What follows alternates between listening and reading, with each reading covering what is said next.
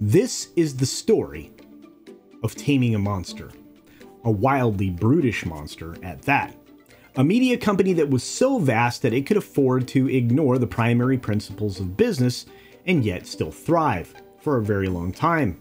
In fact, it did thrive. Then, as in all other monster stories, something happened, a change in circumstances. The villagers actually started to notice the monster.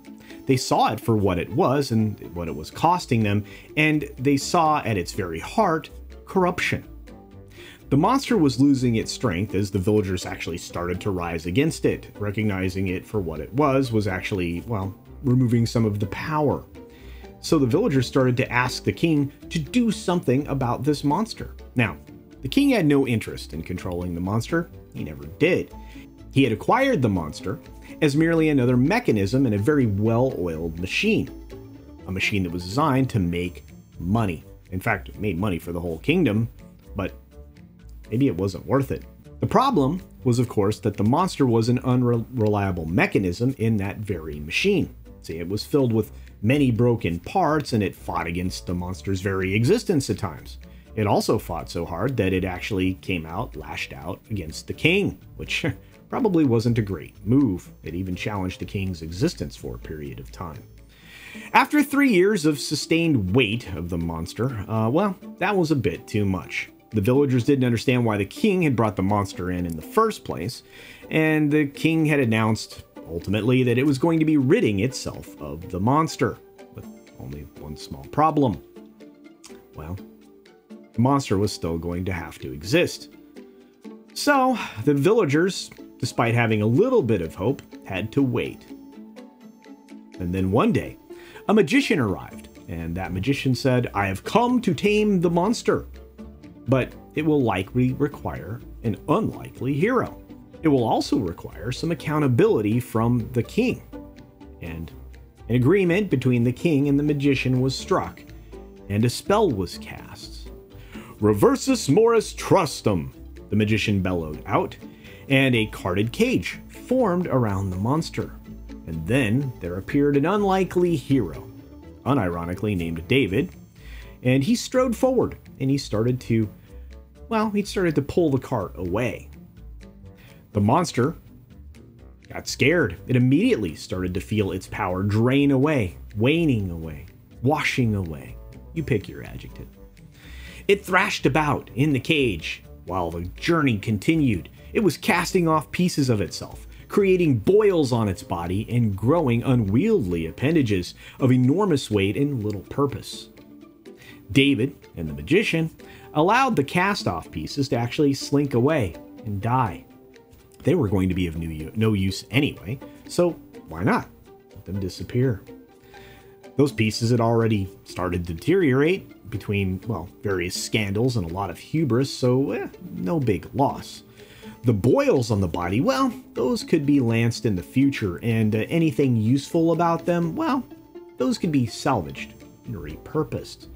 The unwieldy appendages, however, well, those would be costly, but the decision to remove them was really the only option. So upon reaching the new lands, David was declared the king of these new lands, the entire kingdom. The magician had produced even more subjects along the way, despite the fact that David had plenty of subjects of his own. And the king of the old land was now a partner and ally to the new kingdom, which makes a lot of sense. But there was just one troubling piece of the monster that had to be dealt with: the mouth. It had become nothing more than a distrusted source of bile and faulty opinion. It attacked anyone that didn't take its word for gospel, and they would do that even if they were confronted with evidence of their own misrepresentations. Fortunately, the magician had a plan: return the mouth to its former glory with, well, the removal of the scandal-plagued tongues that had already, through fortuitous revelations, disappeared. The job would be a little bit easier. See, a new part of the brain was added, or I should say, replaced. It began to, weed out the thoughts, the negative thoughts, the corrupted thoughts, and cast out the lesions that had become, well, quite comfortable in the reasoning centers of the brain. The other lesions, of course, became frightened. They lashed out to their detriment, and they were, in turn, washed away. Some lesions became very, very quiet, but their days were numbered too. And this monster was going to become thoroughly useful again through sheer will of the hero, the magician, and the language replacement foreman in the brain. There's still much disease in the monster to be cast away, cut away, if you will. But the new villagers began to rejoice in the changes of the monster, and more importantly, the refreshing new direction of the words and deeds of the entity entirely. And now, the actual story. Here we go.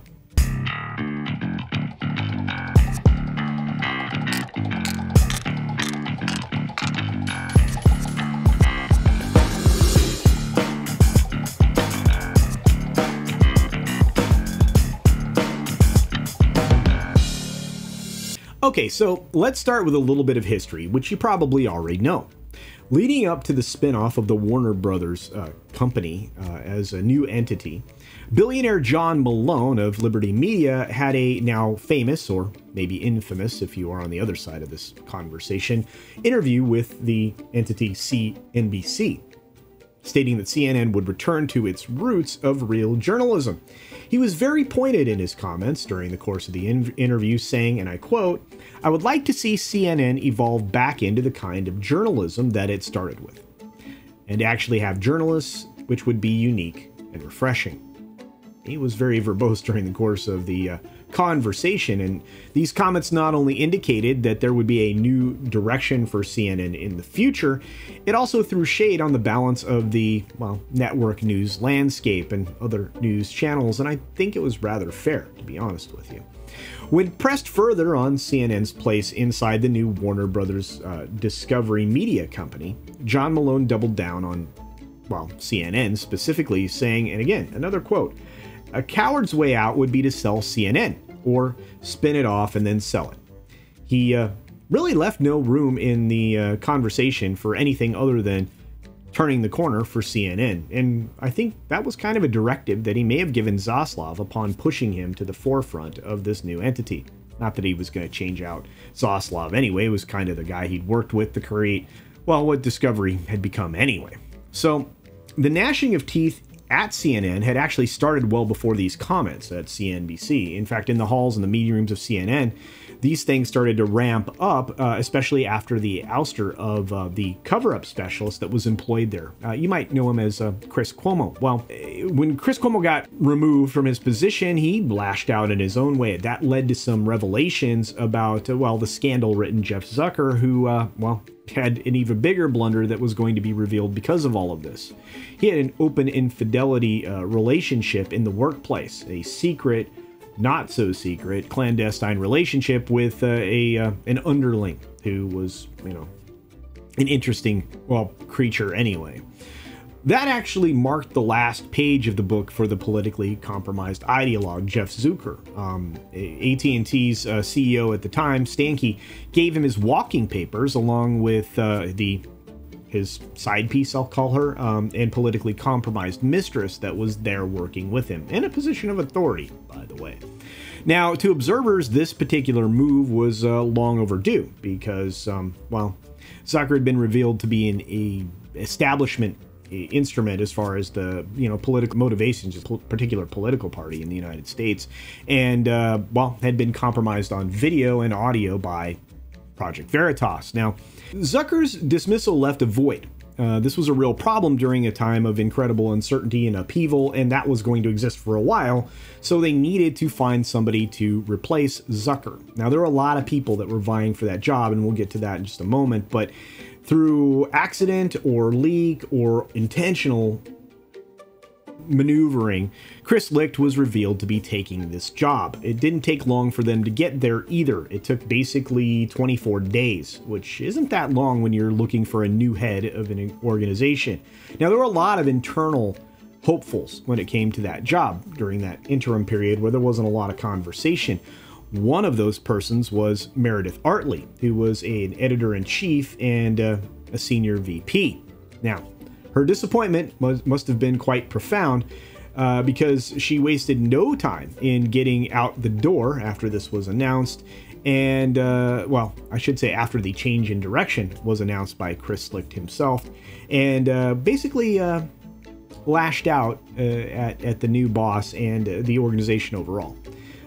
It seems that the shift from extremism to becoming the beacon of journalism was going to be just rubbing her the wrong way. So, again, 2 days after the shift, she said, "See you later," saying the shakeups were the reason that she was leaving, and she made her way out the door. So, what's even more eye-opening here is that the lead of CNN Digital actually bailed. His name's Andrew Morse, by the way. Not that you would have known anyway.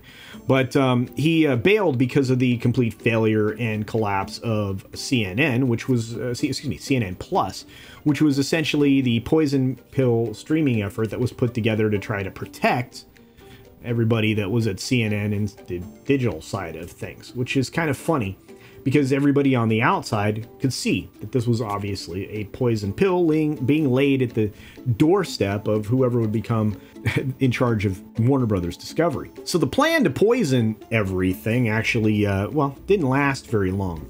The poison pill wasn't going to stop David Zaslav from getting rid of the ridiculous expense and, well, causing quite a bit of harm at the same time financially. In fact, I think that everybody who crafted that plan, well, I think that they should be responsible for that bill. But I digress, and so onward we go. Now, critical articles from all of the expected outlets ran for weeks on end about this methodical movement to the center. It really did rub them the wrong way as well. And then it happened, kind of in a small way.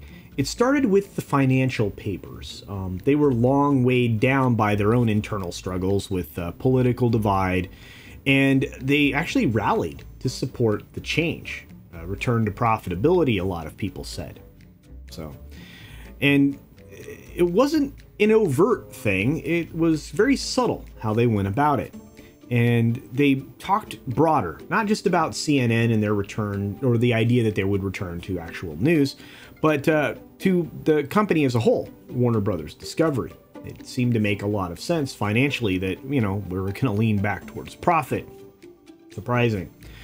So this, of course, was in direct conflict, or has been in direct conflict, with what the trade papers have been saying for a long time, at least along the same timeline, the last 6 to 10 years. The trades have stooped actually to even providing a platform recently to self-proclaimed advocacy and activist actors out there, calling all of the moves by Warner Brothers Discovery, well, you know, the true buzzword that they just can't get by and they're constantly destroying the meaning of on a daily basis, but hey, whatever. So all of this is actually culminated in what happened last week, when the trades have been clued into the change, at least the change in the wind and how it's been blowing for quite some time. At least observers like myself and many others over at Midnight's Edge and other places have actually seen this coming. See, the CEOs are actually starting to take action based on some very recent breakdowns of the studio business as a whole and its lack of profitability, and the preaching tentpoles aren't producing the results that, well, they used to anyway. So profit is being demanded right now, and money's obviously becoming more and more expensive, at least when you try to go borrow it, and we talked about that in some videos last week as well. So I was surprised that on the 23rd, Variety, through their VIP platform, actually brings reality back into the conversation when it comes to the new Warner Brothers Discovery. You see, it actually acknowledged that the right moves were being made by David Zaslav, and that his pivot towards a premium pay-per-view after a theatrical run, before it even got close to streaming, was basically a winning strategy. And it specifically cited a recent film, Elvis, which went from theaters to pay-per-view because it needed to make more money, and it missed the opportunity in theaters for a lot of different reasons, especially because of what it was competing with at the time. And of course, they went on further through some charts and numbers and graphs and things, which I enjoy. You maybe don't, which is why they're probably just scrolling by you on the screen right now. But they actually cited Sony's model as being a content seller as another winning move, a move that Zaslav is right now starting to successfully mimic. But we started with CNN, so let's return to it now. There are still those within that machine that are, that are attacking the machine itself. I don't think they're long for remaining with that company, but there are even more of those outside the machine, and even some trades that are attacking the idea that, profits and ratings are good things. The Wrap, of course, is going to be, I would say, the last publication to come around. There are recent articles that are critical of Zaslav and Licht are really kind of amusing reads, and you probably see one of those screaming by on the screen right now. The Wrap actually continues to rely on some outrage coverage models that are starting to be somewhat abandoned by other trades and news media outlets. That particular kind and style of coverage speaks more to the founder of that organization right now, at least the founder of the Wrap. The boogeyman in the room for them is still the Orange Man, and at least seems like to that particular publication. And they're really still ignoring the constant gaslighting that everybody else has been subjected to for the last 6 to 10 years. Strangely, the tone in a recent CNN pivot article that they put together of their own, it still relies on a bunch of debunked stuff that, those narratives that they're, leaning into were set aside long ago at this point, shall we say. But at least we can see, at least we can observe, that the changes in Warner are happening in the broadest possible sense. If they actually right the ship when it comes to CNN, and it looks like they're making all the right moves right now, well, we could see a faster overall change in broader Hollywood. One of the people I think shares this opinion with me is Andre over at Midnight's Edge. And I'm going to say it this way. No one likes to be a loser in the entertainment business. They hate it. And most of them don't want to be caught missing out on a successful trend, because Hollywood's usually the place where trends go to die. So they're usually the last to get there. They don't want to be the last one to get there because it limits the amount of money they can pull down. It seems like a return to traditional business is something that never occurred to them before for profitability. But right now they have some information in their hands about what it's cost them, and it's cost them quite a lot. It's cost them even more than the money that they've lost. They've lost a ton of credibility across the board, and not with just the audience like you and me. They lost a lot of credibility with Wall Street, in particular when it comes to the streaming services, which I'm sure later in the week I'll get to a story talking about the fact that, yet again, they are not the panacea for profitability.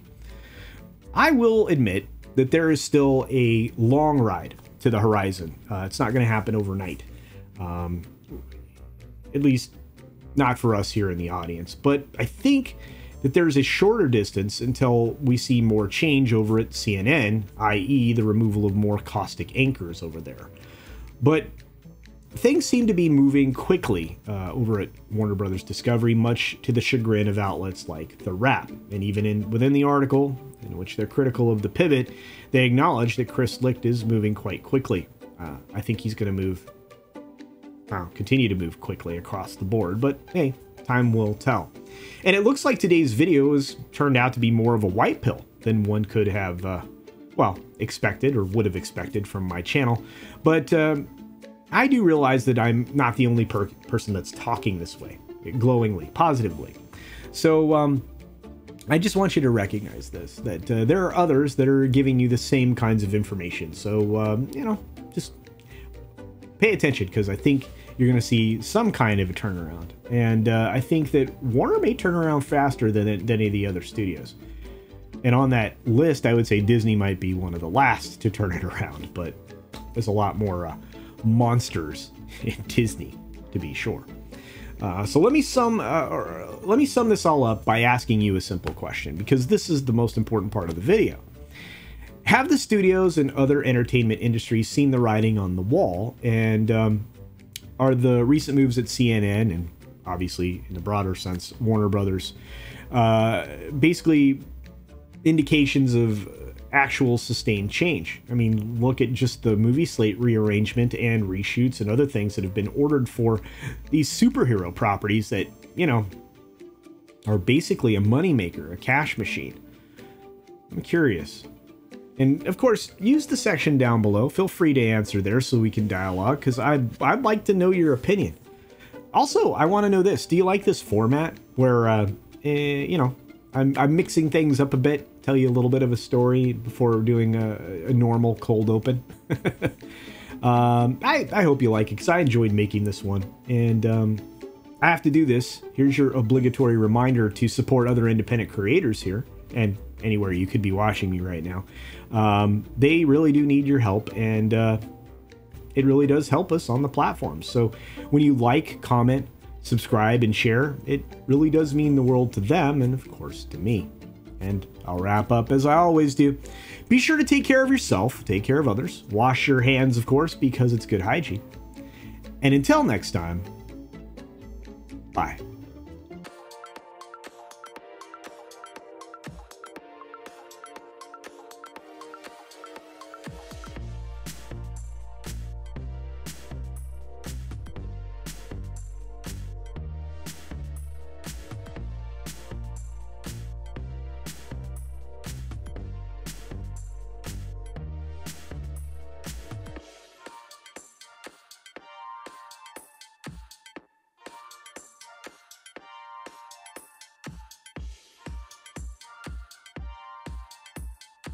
Thanks for visiting today.